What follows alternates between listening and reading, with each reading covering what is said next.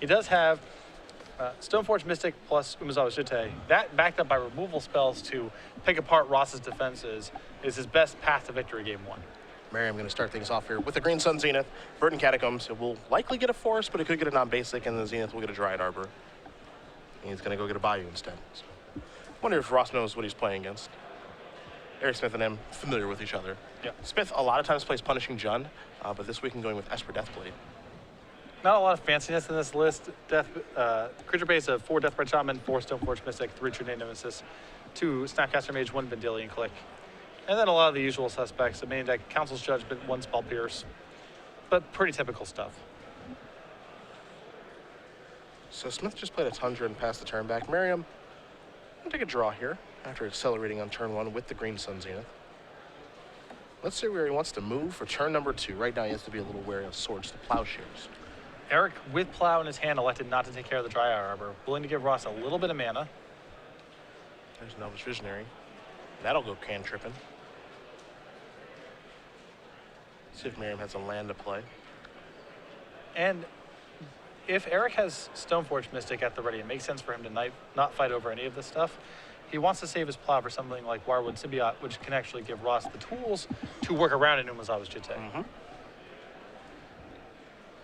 The risk here, of course, is that allowing Ross to just do this on the second turn means Erik may not get a third turn. There's Swords Plowshares on the Ranger. So Merriam will gain a little bit of life back. Now Smith draws a copy of Caracas for the turn. There's an Underground Sea, and this is a Stoneforge Mystic. You have to imagine it's time to go searching for the Jite. It's Erik's best tool in the matchup, especially when supplemented by creature removal. And there it is. Umezawa's Jite to the grip. Now he's just got to get it into play, equipped and attacking, and it has to connect, of course. That part's hard. And not die. Yeah. It's not do this without dying this turn. And if you haven't seen Elves in Legacy before, turn 3 kills are typical. Ross may be going off as soon as this turn. Does not take much.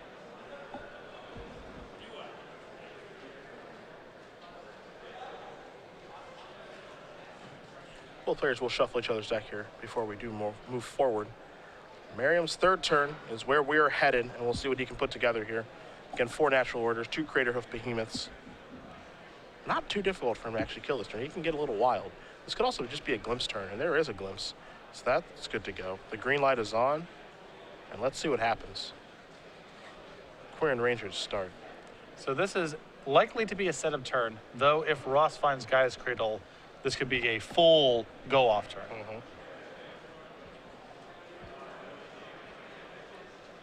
There's a Birchlore Ranger. That'll draw a card as well. That's an important step to give Ross enough mana to go off this turn. Gonna use the Ranger here. Gonna untap the Dryad Arbor. Play a Nettle Sentinel. That'll draw a card. Again, has not played a land yet. Will deploy another Nettle Sentinel. Now it's gonna be a lot of fun. Now, mana is not going to be an issue here. You see, Ross right now can tap his 2 Nettle Sentinels, make 2 green, cast an elf, untap them, and draw a card. So as long as he finds creatures, he's going to be able to keep going. He hasn't played a land yet. So if he's able to find Gaia's Cradle, he can completely go bananas this turn. As it stands, he's still likely to go off this turn. And he is doing a lot of cantripping here. Plays an Elvish Mystic. Here's a single. Deathrite Shaman. That'll draw a card. Again, Merriam has been very careful not to play a land. There is another Quirion Ranger. Draw a card there. He's already used 1 Quirion Ranger. The new one by the Elvish Mystic he has not used just yet. Now he does deploy a land in Bayou, so he's not found a Cradle here. That's 2. This is now 3 mana. 4 Natural Ordor. We'll see what he wants to sacrifice. It's pronounced Ordor. Ordor. He will sacrifice a Quirion Ranger. He's just having a ball. Yeah. Looks like he's actually going to sacrifice the Elvish Mystic. Okay, because that Ranger up top there got swords. So sacrifice the Mystic. Go get a Behemoth. Boom.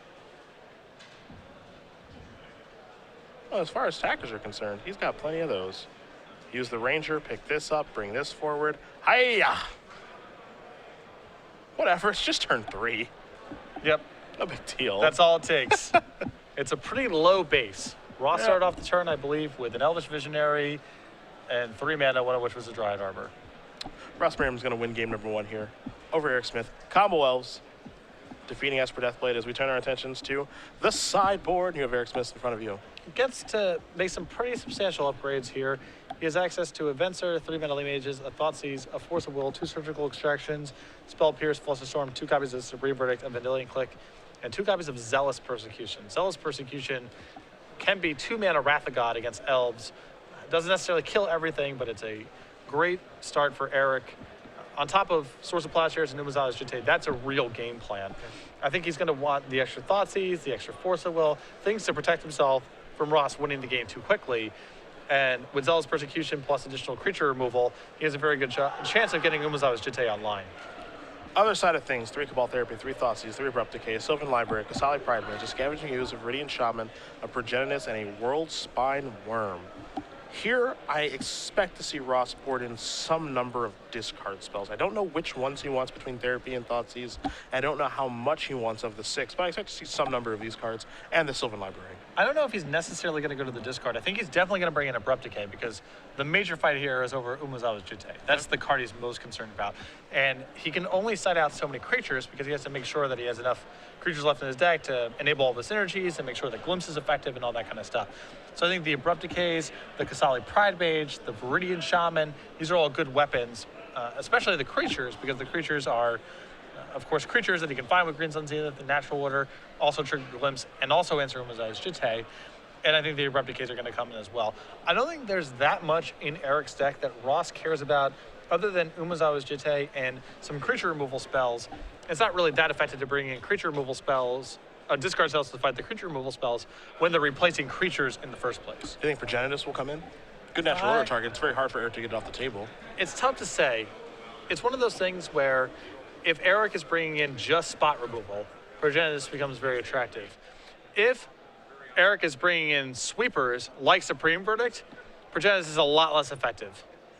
And I've talked to Ross about this at some length. He probably errs on the side of not bringing in Progenitus. In matchups where it's borderline, maybe some players want it, maybe they don't. Ross, generally speaking, errs on the side of not bringing in Progenitus. So I suspect he will not bring it in here, but I think there's a case to be made for it. Well, these players will finish shuffling up, and we will start the action in just a moment. We will talk about very briefly our Modern Premier IQs that are coming to the Open Series in, oddly enough, 2 weeks. Only 2. Only 2 weeks until we have these bad boys come up. The standard schedule will be changing, of course. We'll start, as usual, Saturday, 10 a.m., Standard Open, but Swiss only. And then we'll follow up with a Standard Open, Top 8 at 8, Legacy Open at 9, then Modern Premier IQs beginning at 10. And so Premier IQs are a new level of organized play we're rolling out. They're going to be $5,000 in cash prizes, 4 invites to the Invitational, additional prize support, top 4 invites, open points to everyone. We're going to be running these at every Open starting on Sunday in Baltimore. They're all going to be modern. They're all going to be starting at 10 a.m. They're not going to be receiving coverage. It's still going to be all about the Legacy Open on Sundays. But for your modern enthusiasts, we're going to have these at every Open starting in Baltimore. Now, you can also run Premier IQs at the store level or as a tournament organizer, the same way that you can run other levels of IQs as they currently exist. We already have some stores signed up. You can see in Tampa, Tacoma, Knoxville, Denver, and Roseville, Minnesota. If you're interested in signing up for these events, you can manage those resources the same way that you manage all your other IQ-related stuff.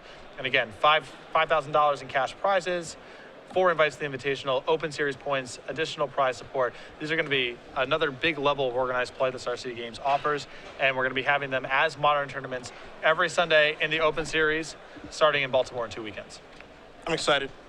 I love Modern. I can't wait. And I know a lot of people have been clamoring for Modern, and we're glad we can finally bring it to you guys. We are very excited about this. It's been the most consistent piece of feedback that we've received about our organized play. Can we get some more modern events? Well, everyone, you've gotten your wish. Deathrite Shaman to start things off here for Smith. Off of just an Underground Sea, so no fetch land yet. We'll see if Merriam puts one in the graveyard here for Smith or not. And he will. Verdant Catacombs and a Deathrite Shaman for Ross.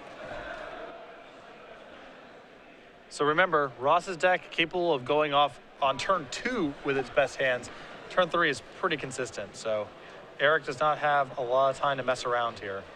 Erik going to draw and cast a Ponder very quickly here. And keep in mind, Ross won on the 3rd turn in spite of getting hit with the Swords to Plowshares in the 1st turn. It's not like Erik provided no defense, no resistance. He killed a creature. Swords, cast Stoneforge Mystic for arguably the best card of the matchup, and Died. dead. I think his best card of the matchup is Zealous Persecution post-board. After sideboard, I have to agree. Umezawa's Jitte probably eventually wraps the whole thing up. Zealous Persecution may allow him to get there. Going to fire for Swords to take care of that Deathrite Shaman. Smith does have a copy of Zealous Persecution in his hand right now, so we'll see what kind of role that card plays as we move forward throughout this game. And I like the plow there. Try to pin Ross's mana development, and it's a 2-damage creature, so it's not like it gets swept away by the Zealous Persecution.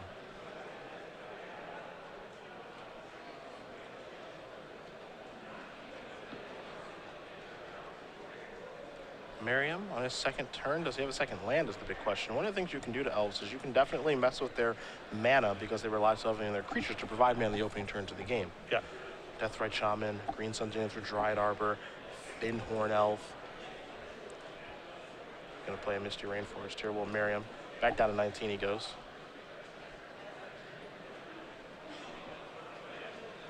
Let's see what land he wants to search up here. Typically, you'll find an Esper Deathblade 1 or 2 copies of Wasteland. Smith playing 2 copies this weekend. The mana is stretched in this deck, but it's all about power. Yeah. That's what this deck is all about. And with Deathrite Shaman, you can take certain liberties with your mana base. Savannah is the land that Merriam does search up with the Misty Rainforest. We'll see what he wants to do on his 2nd turn. It's as simple as an Elvish Mystic. Hand tripping. Gonna find Merriam a Zenith before passing the turn back over to Smith. Smith draws for the turn. It's time to go brainstorming, so that's where Erik will begin. A True Name, Thoughtseize, and a Stoneforge Mystic. You want to talk about power? I'm a little surprised to see Erik brainstorm this turn because his hand was so loaded to begin with. I mean, there's almost nothing to set back in this hand. Puts back True Name and Thoughtseize. We'll sacrifice the Marsh Flats. Now he's going to cast Stoneforge Mystic after he does get the land, so he can do a little bit of shortcutting here. The fact that he's found Stoneforge Mystic, though, is very good for him because this is going to compel Ross to develop his board to try to win before Umezawa's Jitte is a factor. Yep. And that's going to play right into the Zealous Persecution. That's a beautiful setup if it does work. Deathrite Shaman providing the acceleration and the mana fixing. And it won't be hard here for Smith to actually get the Jitte in play on the next turn and equipped and attacking on the Stoneforge Mystic due to the Deathrite Shaman. It does it all. Unfortunately, it does. Or fortunately, depending on what side you're on.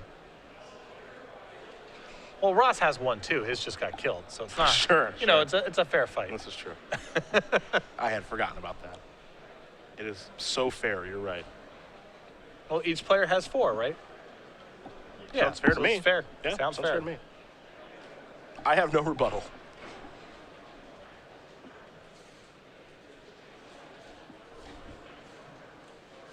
Let's see what Merriam wants to do in his 3rd turn here. Runner-up at our Legacy Open in Providence just a few weeks ago. Off to another great start here with Elves. And Ross may not know exactly what kind of trouble he's in. He may feel like he has 2 turns to go off, maybe. He's looking at 1 because of Zealous Persecution. Are we glimpsing, perhaps? We are not. We're in Ranger. There's a Dryad Arbor. Just going to pass the turn back. This is where things could get ugly. Zealous Persecution to draw. He already had 1. Now he's got 2. Yikes. The second one, unlikely to be a big factor. I think the first one ruins Ross, or Ross is able to do something next turn. Well, now with Quarian Ranger in play, the second one's a nice insurance policy because Ross can at least get the Dryad Arbor back.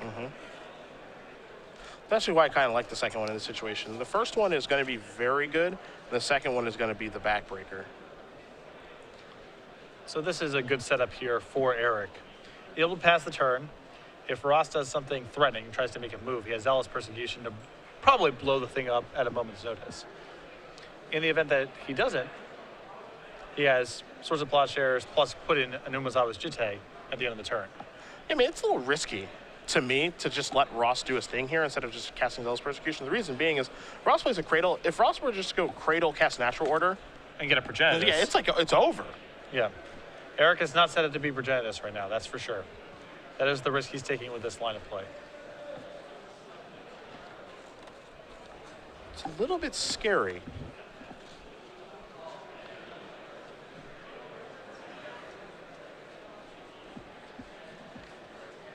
So Zenith is going to resolve now. There is a green mana floating.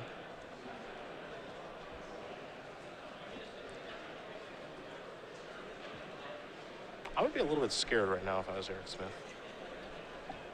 It feels like Erik is trying to squeeze as much as he possibly can out of the Zealous Persecution. He is taking some risks. Triad Arbor will return this. That'll untap that. It's going to come back into play, so now no mana floating.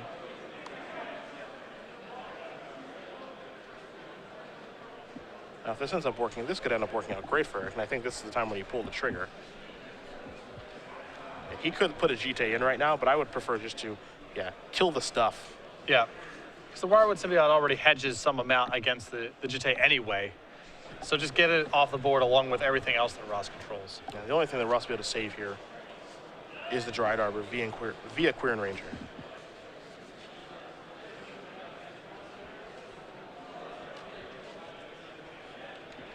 Merriam has a real decision to make here. He does have an Abrupt Decay in his hand. That Abrupt Decay is probably reserved for the GT. I can't imagine anything else he would want to target with it. No.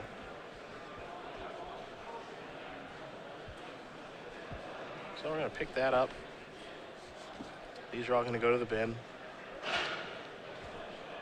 Our Ross will pass the turn back over to Smith. I gotta say, for as powerful as that card is, Ross still has a full hand of cards. I mean, and he has an answer to that Umezawa's Jite for the time being. What that demonstrates is the power of the Elves deck. It's not going to be one card. Yeah. You know, a lot of people say, all right, I have Umezawa's Jite in my deck, so my matchup's fine. It just doesn't work that way. When Umezawa's Jite is backed up by a lot of cheap disruption or creature removal, other sweepers, then that can be the nail in the coffin. But on its own, Elves is too fast and has too many ways to work around it. Smith draws a Wasteland for the turn. And he's going to fire that off. He's going to go after the Cradle. Interesting decision there. Had an option to go after a lot of different things. Yeah. Could go after one of the lands. Cradle's not producing any mana at this point anyway, so it's a tough decision there because Cradle is the most powerful land in the deck. Erik can activate Stoneforge Mystic. Put in the old GT quickly on tap. There's a Flooded Strand. Gotta equip and try to connect.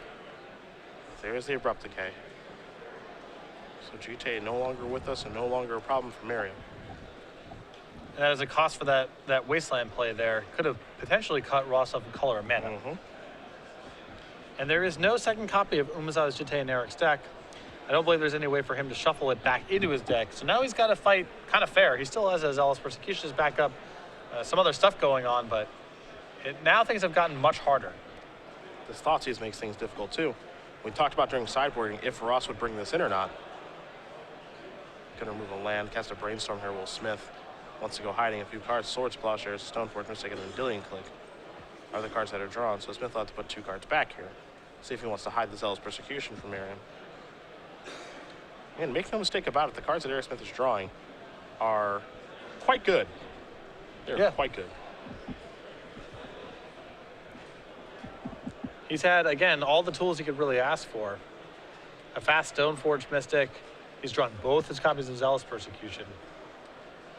But has not run away with the game by any stretch. And losing the Jite there is a really critical piece of the puzzle. Now Ross doesn't have to play around it for the rest of the game. He doesn't have to contort his play at all.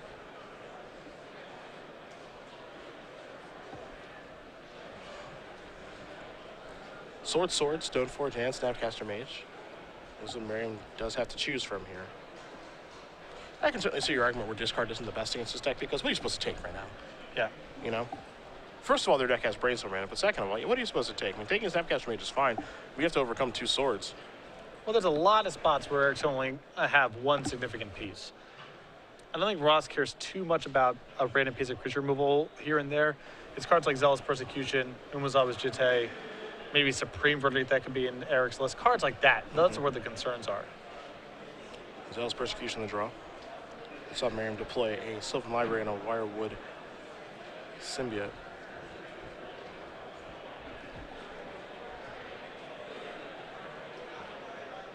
Have you seen Ross have Sylvan Library in his sideboard before? This isn't the first time I've seen it. Okay. This It feels like it comes and goes. This is a really good spot for it. I mean, Eric's not really applying any pressure. He's trying to control the game.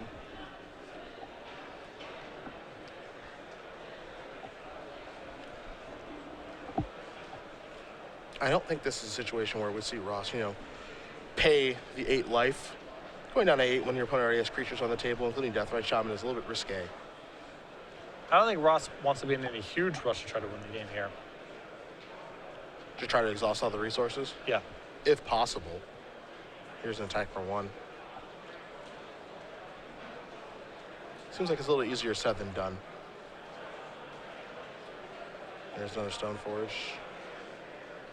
Will we search? We will not. So just a boring old squire. As Merriam's going to take a look at those cards from the library. That means that Eric, did he draw the Batterskull, or has he just I boarded think that's it out? boarded out. Most likely. It's way too slow in this matchup. He still needs to keep in all 4 of his Stoneforges because getting Umazawa Jitte in the first place is the best thing he can be doing. Yep. But the next couple copies become a lot worse, especially with Ross having ways to fight over the Jitte.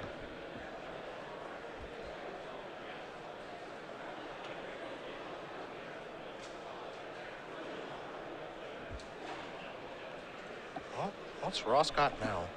A Zenith. This feels like an Elvish Mystic Zenith to me. Or excuse me, an Elvish Visionary, not the Mystic, I promise. There it is. At least that's what he's thinking.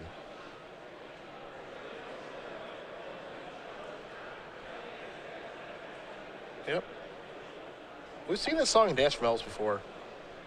Yeah, game 1, Ross, pretty uncontested, was able to be really explosive. He's facing a lot more resistance post-board, and so he's slowing down and trying to outlast Eric's resistance.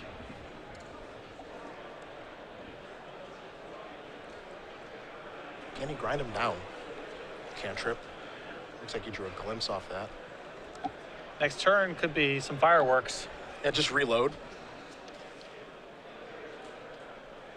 There's a Windswept Teeth. Pass the turn back. Over to Smith. Smith with a bunch of 1-2s. Vendilion Click was the draw. Here's the attack. I think the thing that makes this game really tough for Merriam to win, however, is that Smith has that Zealous Persecution. I think that's what makes it really tough. The first one was okay. I think the second one's going to be great. Well, this is the upside of bringing in the discard here. Although Zealous Persecution, even on this board, would be a little tough for Ross.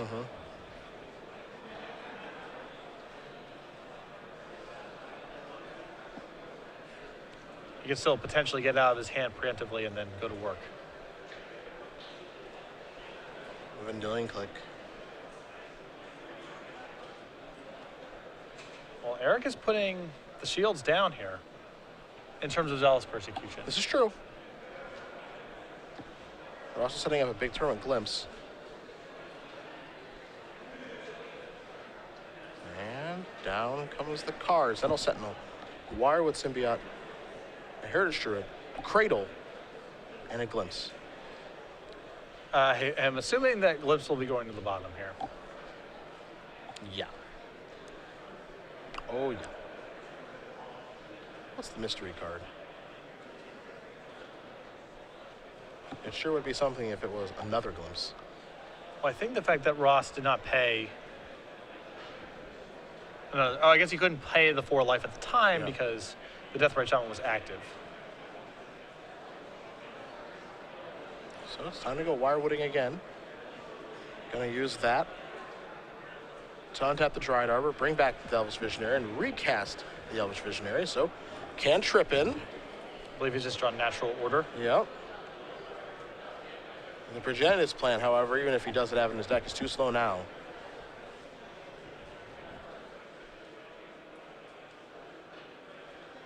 So I was trying to figure out what he can do to move forward here. I'm not sure there's an avenue for victory now. There's a lot of damage on the table. Given that Merriam is at 6, and there's his Zealous Persecution as well. Could it be as simple as just attack you from dealing click, Zealous Persecution, give your creatures -1/-1, but more importantly, give my creatures +1/+1, and then finish you with the old Death Right? Yeah, Ross has to win this turn because there's not going to be another turn.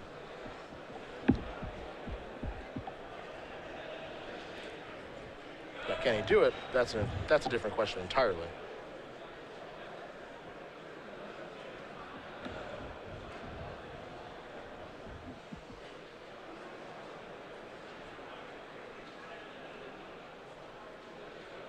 He's just going to deploy a bunch of elves. The way that Ross is playing it, he has it set up next turn that Natural Order would be lethal. There's ZP. That's going to kill a whole bunch of stuff, including Merriam, and he will concede the game. So Eric Smith is going to win game number 2 here over Ross Merriam, and we're headed to a third one between Esper Deathblade and Elves. It is impressive how much Ross was still able to play the game in the face of that level of resistance.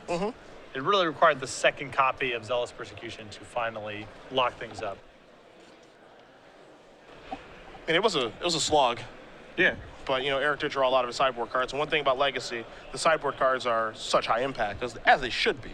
And there's a lot of cards in Eric's sideboard that do kind of double duty. That's the nature of the format, too. There's so many different decks that you have Zealous Persecution. Very good against Elves. Also very good against Death to Taxes. And just a bunch of random decks you're going to play against over the course of the day. We'll take a look at our Season 3 schedule as we are working our way into Season 3. I don't want to say we're deep into it, even though we kind of are. It's the third event. You know, it's not a longer season. It's a shorter one. Technically the fourth event if you count the Opens attached to the Invitational in Columbus. That was also Season 3 material. But you see Vegas, Portland, already checked off. Worcester obviously happening right now. 2 weekends, Baltimore. That's the one I can't wait for. I love Baltimore, so. I'm jealous. The first standard tournament of a new set is always really fun. Yeah, it really is. A lot of people brewing, trying new cards. Yeah. It should be an absolute blast.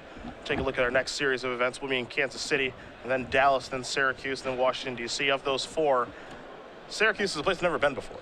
I've driven through Syracuse before on my way to PTQs in Rochester and Toronto. Okay. But I never stopped, really. I'm hoping to maybe check out where the basketball team plays, and I imagine it has a very college town feel to it. It's not that big. I mean, driving through it on the New York, I can't even remember the name of these. There's basically a highway that runs all the way from basically New York City up west and then up north to Toronto, like Rochester, Buffalo, and so forth. Okay. And you just kind of drive through it. It takes about 2 seconds to drive through. It's not that large. Sure. I believe they play in the Carrier Dome. This is correct. And it's probably visible from the highway, I would guess. I know Jamie Park, a big fan, so. Yeah. These 4 dates, and then we're just going to close it out with our Invitational in Somerset. Pretty simple, straightforward stuff. Again, there are a couple of weeks off here because of M15 coming out and Gen Con taking place as well, so a shorter season because of those events. And we wrap it up with our Invitational in Somerset. We'll punch 2 tickets to our Players' Championship. So many trips to New Jersey. It's been it's really nice. It really must be nice to be able to go really home nice. and see your family all the time. It is really nice. Yeah. If only you came from someplace sweeter, it would happen too, but instead, Somerset it is. I appreciate that. I really appreciate that, yeah. What do you know about Cleveland?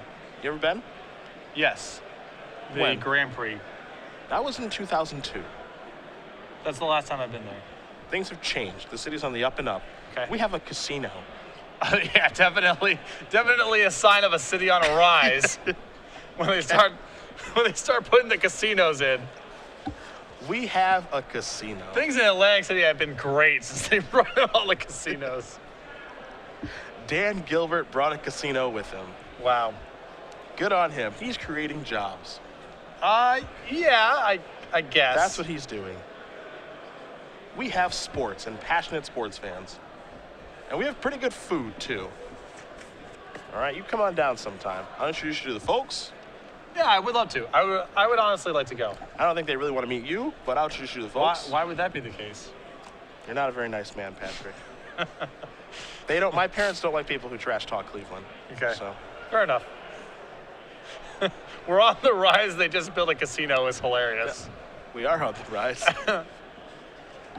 There are new jobs every day due to that casino. I haven't been yet. I have friends that actually work there from home. People in all sorts of illegal trades are now more gainfully employed because there's a casino in town. That's right. Times were tough. Times are less tough. Deathrite Shaman to begin things. Smith, I think, looking at his Swords of Plowshares. You got to get that thing off the board if you can. He's giving this some heavy thought, I think, on what land to search for, but he is going to Swords to Deathrite Shaman. Card's just too powerful to leave in play. I'm sure Erik wants to save this for something like Wirewood Symbiote, maybe something else that can fight over Umezawa's Jitte. But you just can't let Ross get that much mana. We saw what happened in game 1, where Ross went turn 1, Zenith for 0, go get a Dryad Arbor. Had 3 mana on turn 2, developed his board, and then killed on the third turn. So you just gotta get rid of that thing. Can't mess around. No, it's just too good. Just as straightforward as that sounds. And the other thing is Smith had a Deathrite Shaman of his own. I think that's what he was considering playing, but Deathrite's too good, especially from Elves when they're on the play. Giving him more mana, can't do that. I think maybe Erik would have played his own Deathrite if he had Force of Will, but Ross is capable of winning this turn with that mana creature. So depending on the draw and how things go, it's certainly possible. Can't get too fancy.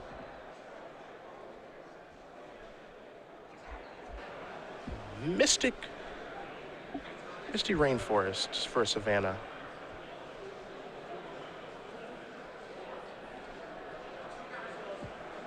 An Elvish Visionary.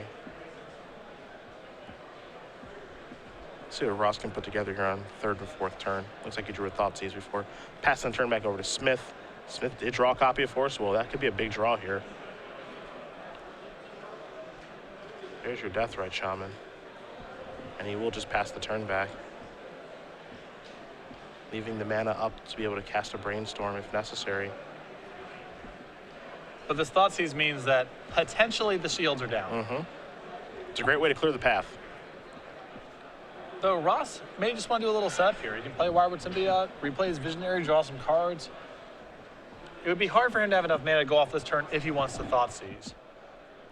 And he can just kind of have a development turn here. Maybe try to go for the 4th turn. Looks like it will be a development turn. There's the Wirewood. Cradle. Pick it up. Replay it. Yes. Is it time for a discard spell? I don't know. Ross really doesn't have to do anything here. Doesn't care that much about Zealous Persecution. Even Supreme Verdict would be fine. It's Erik's entire turn. He loses the Deathrite Shaman. I think he can just wait and Thoughtseize when he's really ready to go. Well, we'll see if he cares about Zealous Persecution, because that was Smith's draw. He's got a Flooded Strand as well. He can, of course, already cast Zealous Persecution because Deathrite Shaman. There's your Strand. Big draw there from Erik. I like that Deathrite Shaman opens up such mana bases as Scrubland Tropical Island. Yeah, ever heard of it? I wish that Flooded Strand would go get a Volcanic Island. Yeah. Just, who cares? Right. Pick up the Mystic and a There's turn. no consequences. Yep. Just do whatever you want.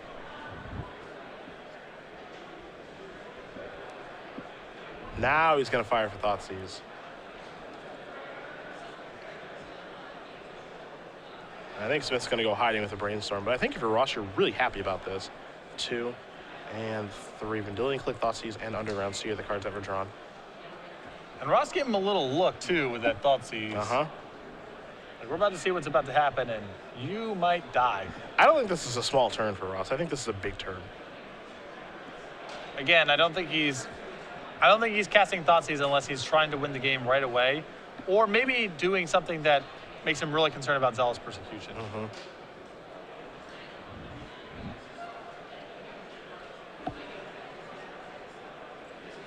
Thoughtseize so good at breaking serve, forcing the action from Smith to have to cast a Brainstorm, figure out what to put back. Let's look at the draw there actually for Smith. There's a Supreme Verdict in there. So a couple cards go back.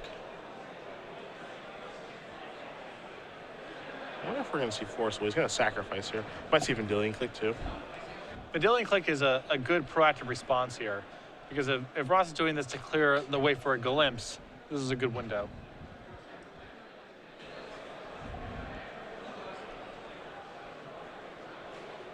So shuffle it with the Brainstorm. Yeah, this feels like a Vendilion to me. And there it is. There's the grip. There's another Thoughtseize over there, a couple copies of Elvish Visionary. There's also Windswept Teeth. Looks like maybe one card off that we don't see. So this is the other alternative to Ross doing a Thoughtseize with the intent of going off, is casting a Thoughtseize when he has another Thoughtseize in hand. And then two cards are Cradle and Zenith.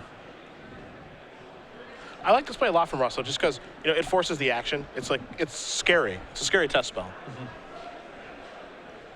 As we see, Ross wasn't even necessarily trying to go off this turn. No. Just doing it because he had a backup Thoughtseize, and let's just kind of see what's going on. It's kind of a regular, boring old turn.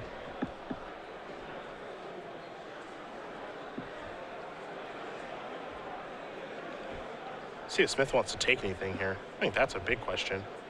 Zenith is very powerful. Thoughtseize is very powerful. When the opponent has two Visionaries, I don't think you want to take one of those. It's also dangerous just to give Ross looks at any new cards, because if any of them are glimpse, you may not get another turn.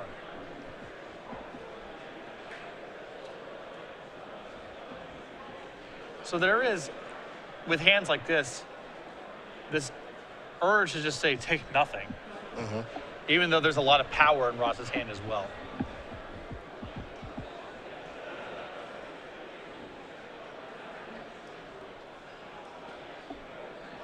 There goes the Thoughtseize.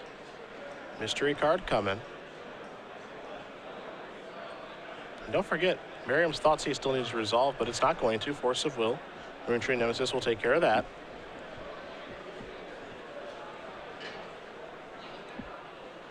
But don't forget, Merriam hasn't done much of anything yet this turn. Hasn't played land.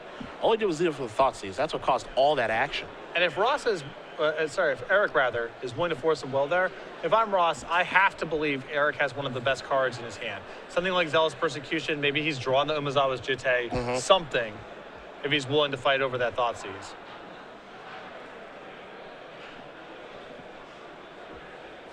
Merriam sacrifices a Windswept Teeth, go get a Bayou.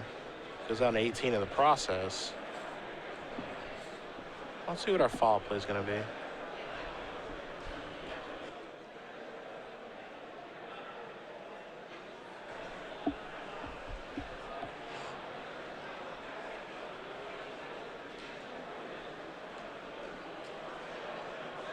So players making sure life totals are correct here before they do move forward.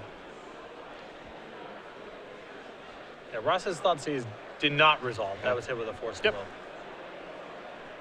There's a Visionary. Here's another Visionary. So two more cards. Working towards a larger Cradle.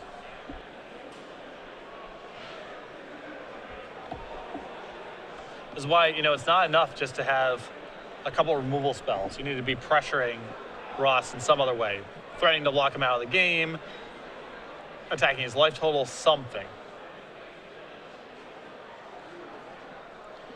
And the way that Ross is developing here is pretty Zealous Persecution proof. I mean, it matters, but he has stuff left over. He's got a full hand of cards here, a lot of mana to work with. He gets to return an Elvish Visionary if it comes to it. I think Smith is going to fire off his Thoughtseize. And we know this is resolving, so. Merriam didn't really find all that much. Oh boy, he drew the Progenitus. There's also a Zenith, a Deathrite Shaman, Misty Rainforest, and a Cradle. I'll tell you, the hit rate on people drawing Progenitus when playing Elves, when they're on camera, is so high. I have seen a lot more Progenitus in hand than I've seen in play lately. Yeah, it's crazy. Merriam going to pick up his Elvish Visionary on the end of turn. He's got the card drawing engine online. Not inconceivable that they get to a point where he discards to hand size and all that. But Ah, yes, the backup plan. Everybody's favorite.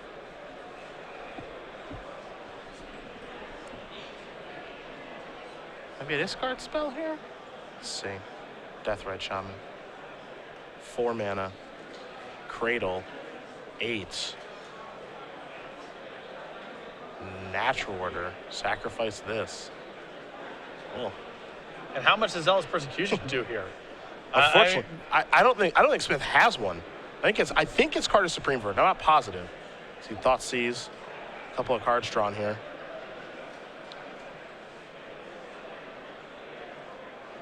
I mean, Zealous Persecution would be good if he has it, but I don't think that he does. Well, I mean, we're going to find out either way in just a second. Yeah. That's for sure. I really like watching this in action because if you look at Erik's deck list, he has a lot of cards that are, quote, good against elves, unquote. You know, he has Stoneforge Wizard, I should say, 4 copies of Swords of Plowshares, some kind of broad-based anti-combo cards, Zealous Persecution, Supreme Verdict, but Ross is doing just such a good way of navigating the game in such a way to take the wind out of the sails of a lot of these cards. Erik needed a lot of sideboard cards to make Game 2 even competitive. And here in Game 3, Ross just ran over him. I'll tell you one thing, that is not the first time that Ross Merriam has grinded down a player who has better individual cards. But the combination of Wirewood Symbiote and Elvish Visionary is a lot to overcome. And you saw him just grind somebody out again doing that. And that's why Ross Merriam moves on to 4-0 with combos, defeating Erik Smith playing Esper Deathblade.